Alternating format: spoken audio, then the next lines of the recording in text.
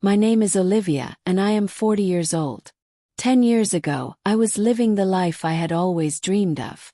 I had a loving husband, Daniel, and 2 beautiful children. My life felt perfect, complete. We had a home filled with laughter, love, and dreams for the future. Daniel and I met in college. From the moment we met, we connected effortlessly. He was kind, funny, and made me feel special. He was the type of man who could light up any room with his presence. We spent hours talking about everything and anything, losing track of time in each other's company. Our love felt like a fairy tale. We dated for a year before getting married. Our wedding day was magical, a small yet elegant ceremony surrounded by family and close friends. I still remember the way Daniel looked at me when I walked down the aisle, like I was the only person in the world. We bought our first home, started a family, and built a life together. He was everything I had hoped for in a partner. Hardworking, devoted to our kids, and always making me feel safe. Our life together seemed like a dream.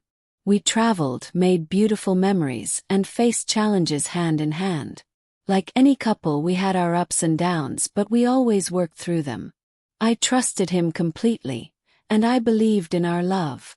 I thought we would grow old together, watching our children start their own families. But then one day everything changed. First, it was subtle. Little things that I brushed off. Daniel coming home late more often, distracted conversations.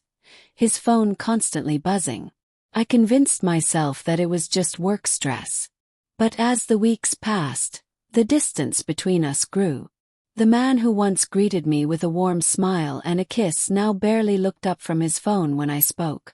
One evening, I prepared his favorite dinner, hoping we could reconnect. I set the table and waited. An hour passed. No call, no text. Just silence.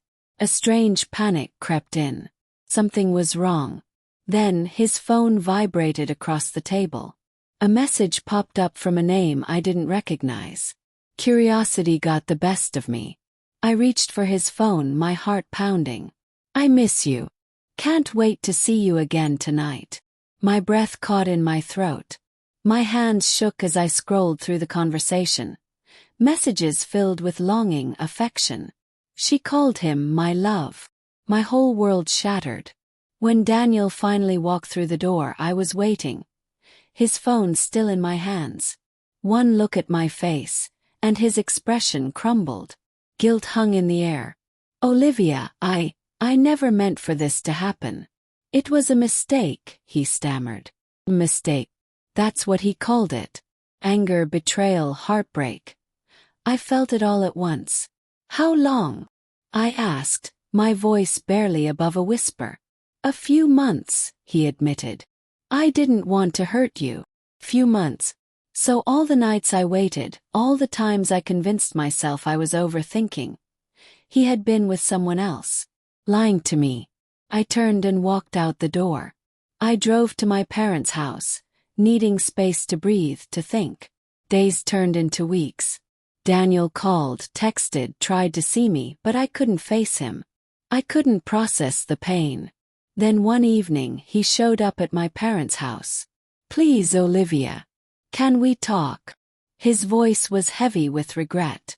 I wanted to turn him away, but a part of me still ached for the man I had once trusted. "I know I've hurt you," he said. "I made the worst mistake of my life, and I don't expect you to forgive me overnight. But I love you. I love our family. And I will do anything to fix this." Could I believe him? Could I ever trust him again?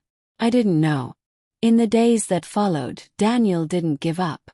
He didn't just say he was sorry, he showed it. He spent more time with the kids, repaired things around the house that had long been neglected, listened to me when I spoke. They were small gestures, but they mattered. One day, as I sat on the porch watching our children play, Daniel came and sat beside me. Without a word, he took my hand. I didn't pull away. "I'm not asking for everything to be fixed overnight," he said. "I just want a chance to prove I can be better. For you. For us."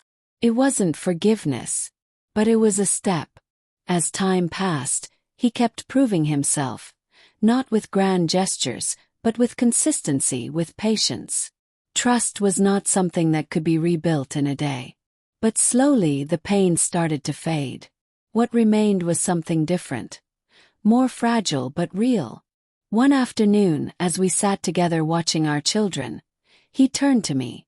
"I know I can't erase the past," he said. "But I want to build a better future."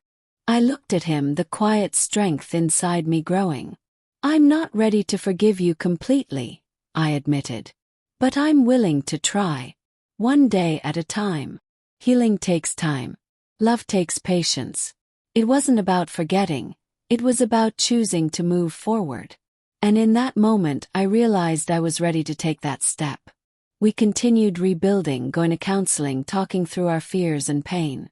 There were still difficult days, but there were also moments of hope. The love we once had wasn't gone. It had been buried under mistakes and hurt. Slowly we were uncovering it again. It wouldn't be easy, but it was worth trying. Because love, real love, is not about being perfect. It's about choosing each other even after the worst of storms.